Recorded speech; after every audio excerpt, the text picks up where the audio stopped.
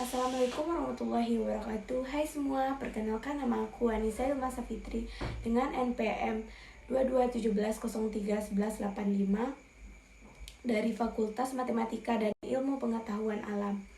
Di video ini saya akan membuat resume mengenai PKKMB Unila 2022. Berikut penjelasannya. Hari pertama PKKMB tahun 2022, Senin, 15 Agustus tahun 2022. Materi pertama yang berjudul Peranan Kepolisian RI dalam Mengatasi Kejahatan Digital. Narasumbernya oleh Polda AKBT Bapak Yusriandi. Pembahasannya yaitu yang pertama UU ITE, yang kedua pasal 27 ayat 1, 2, dan 3, yang ketiga contoh pelanggaran hukum di dunia maya, dan yang terakhir tips and trick agar terhindar dari jeratan hukuman Undang-Undang ITE.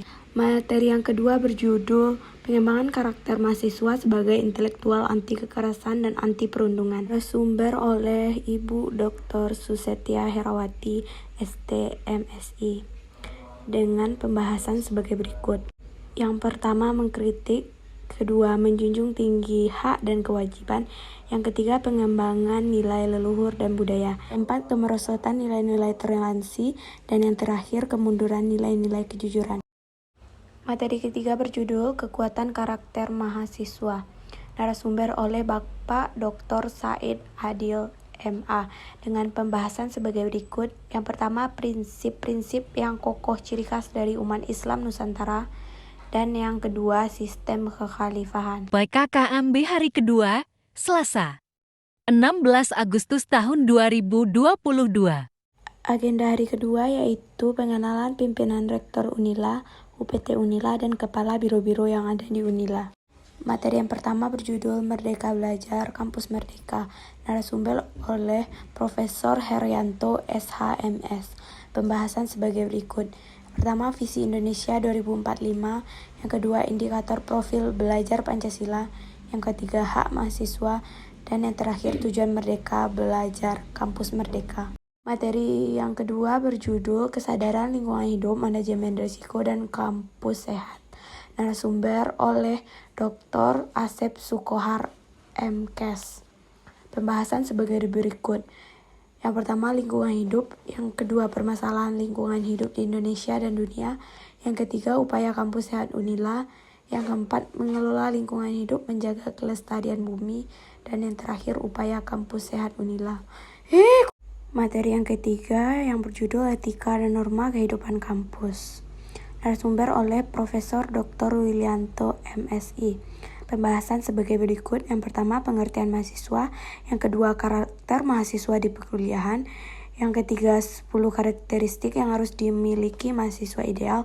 Dan yang terakhir, 5 cara menjadi mahasiswa ideal. PKKMB hari ketiga, Kamis, 18 Agustus tahun 2022. Diawali dengan pembukaan PKKMB tingkat fakultas oleh dekan, yaitu Dr. M. Sucipto Dwi Yuwono SECM, dan pengenalan pimpinan dan tenaga kerja Fakultas MIPA. Materi yang pertama yaitu pembelajaran di perguruan tinggi di era plagiarisme. Narasumber oleh Bapak Eng Sucipto Dwi Yuwono. Pembahasannya sebagai berikut. Yang pertama, bagaimana Unila menyiapkan mahasiswa untuk menjadi sumber daya manusia yang unggul. Yang kedua, mahasiswa harus membuat roadmap selama 4 tahun ke depan. Dan yang terakhir adalah 8 jenis pembelajaran di luar kampus. Materi yang kedua yaitu sistem perkuliahan dan sistem administrasi akademik.